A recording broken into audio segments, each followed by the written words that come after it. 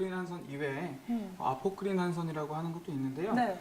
이제 이것은 저희가 흔히 얘기하는 페로몬이라고 하죠. 그래서 네.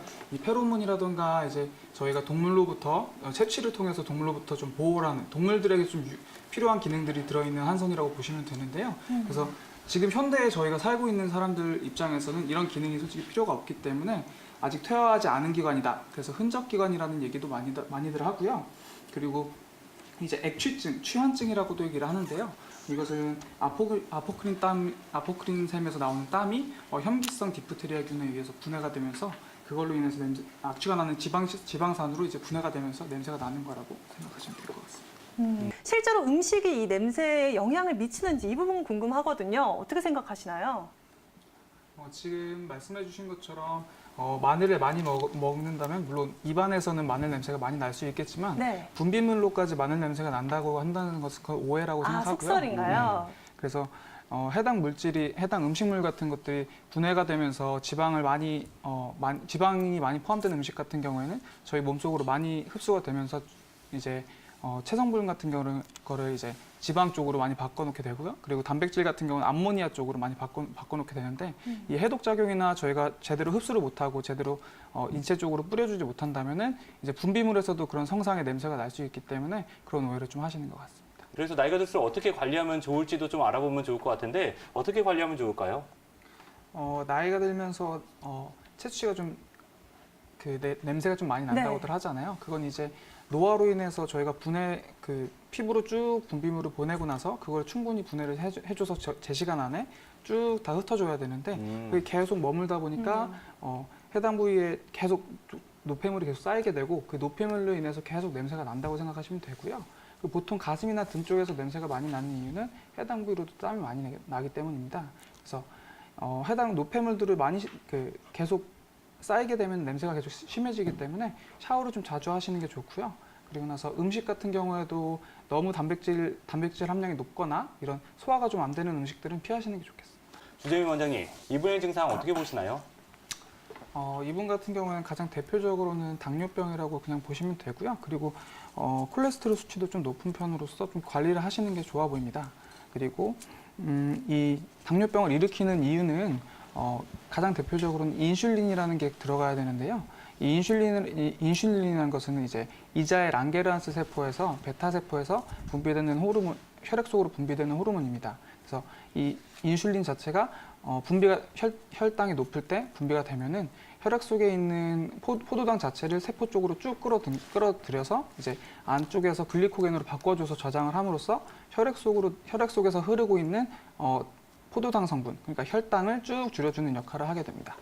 네, 아무래도 이 당뇨병 오랜 기간 지속되면 또 다른 합병증을 유발할 수 있는 만큼 정확한 정보와 함께 치료 방향 잡아보시면 좋을 것 같은데요. 그렇다면 주재민 원장님, 이 당뇨병도 크게 원인에 따라서 분류할 수 있다라고 알고 있거든요. 어떻게 저희가 알면 좋을까요?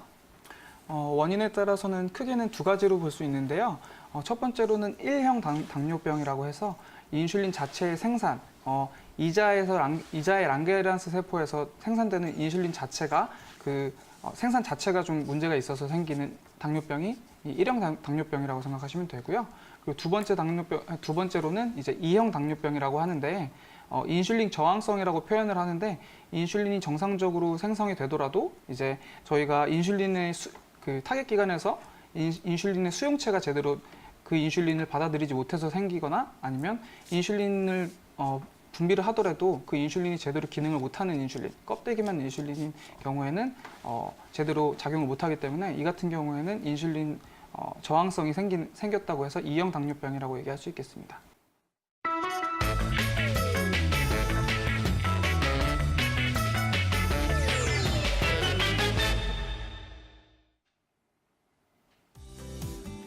안녕하세요. 건강한 의사 주재민입니다. 오늘 건강 꿀팁에서 알아볼 내용은요. 이제 남성 갱년기 증후군이라는 것에 대해서 좀 알아보려고 하는데요. 갱년기 증후군이라고 하면은 저희가 일상적으로 좀 익숙한 것은 여성분들이 이제 폐경기 이후에 호르몬 감소 이후에 갱년기 증상이 올 때 여성 갱년기 증후군들을 익숙하실 텐데요. 남성 같은 경우에도 이런 호르몬 감소라든가 노화로 인해서 갱년기 증후군과 같은 증상들이 올 수 있습니다. 그래서 기본적으로는 노화에 따라서 남성 호르몬이 감소되는 이런 게 가장 베이스가 되는 원인이 될 거고요. 그리고 과도한 스트레스나 과도한 음주, 흡연 이런 것에 따라서 신체적인 증상이라던가 성적 기능이 저하된다던가 아니면 정신적인 문제라던가 이런 문제가 발생되는 것을 남성 갱년기 증후군이라고 할 수 있겠습니다.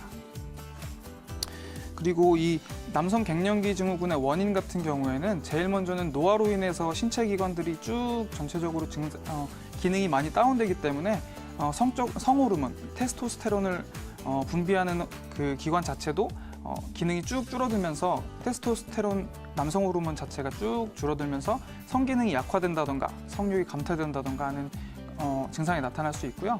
그리고 과도한 스트레스라던가 이제 남성 호르몬에 영향을 주는 약물들도 영향을 줄 수 있겠습니다. 예를 들자면은 고혈압, 당뇨약 아니면은 향정신성 의약품들 같은 경우에도 과용하거나 오용하거나 하게 되면은 남성 갱년기 증후군을 불러올 수 있겠습니다.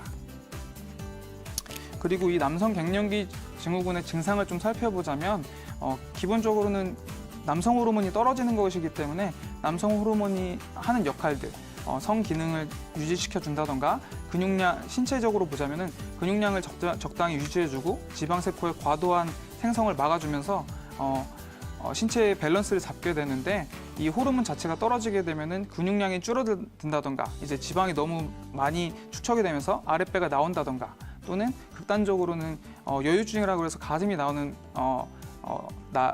나오게 되는 증상들도 있겠습니다. 그리고 신체 증상으로는 그런 게 있고요. 그리고 심리 증상으로는 우울증이라던가 불안함, 초조함 이런 증상도 있을 수 있겠고요. 그리고 혈관계통의 증상으로는 상충감, 얼굴이 쭉 빨개진다거나 아니면은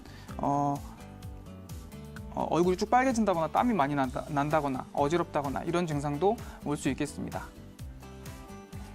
그리고 남성 갱년기 같은 경우에는 저희가 일반적으로 나이 드신 어르신분들이 이제 일을 끝나고 오시면은 느끼는 피로감이라던가 아니면은 지친, 그래서 무력감 이런 것과 증상이 어느 정도는 겹치는 부분이 있기 때문에 저희가 갱년기 증상인지 아닌지에 대해서 스스로 판단하기가 굉장히 어렵다는 점이 있습니다. 그래서 인터넷으로도 간단하게 남성 갱년기 자가 진단 이렇게 찾아보시면 10가지 정도의 항목, 뭐 성욕이 줄어든다던가 아니면 근육량이 줄어든다. 아니면 키가 좀 줄어든 것 같다. 이런 10가지 증상에 대해서 자가 문진을 통해서 간단하게 한번 알아볼 수 있겠습니다. 그리고 이 남성 갱년기 상황에서는 생활 관리를 좀 잘 하시는 게 중요하겠는데요. 그래서 제일 먼저는 스트레스나 이런 원인들을 좀 제거해 주는 게 좋기 때문에 스트레스 받는 상황을 최대한 피하시고 개인적으로 이제 즐길 수 있는 것들이 있으면 그것을 통해서 스트레스를 좀 분출하는 게 좋겠습니다. 그리고 음식 같은 경우에도 무기질이 많은 음식이나 저지방 음식 같은 거 섭취하셔가지고 소화기에 큰 무리가 없게 그렇게 해주시는 게 좋겠고요. 그리고 일주일에 3에서 4회 정도, 30분 이상 정도의 유산소 운동, 뭐 등산이라던가 수영이라던가 자전거 타기 이런 운동들을 꾸준히 함으로써 스트레스를 발산하는 것도 도움이 되겠습니다. 그리고 스트레스 해소의 목적이라던가 아니면 약간의 혈액순환 개선을 목적으로 하는 소량의 음주, 적당량의 음주는 괜찮지만 너무 과도한 음주나 너무 과도한 흡연은 물론 절대로 안 되고요. 너무 과도한 음주 같은 경우에는 금주를 해주시는 게 좋겠습니다. 지금까지 건강한 의사 주재민이었습니다.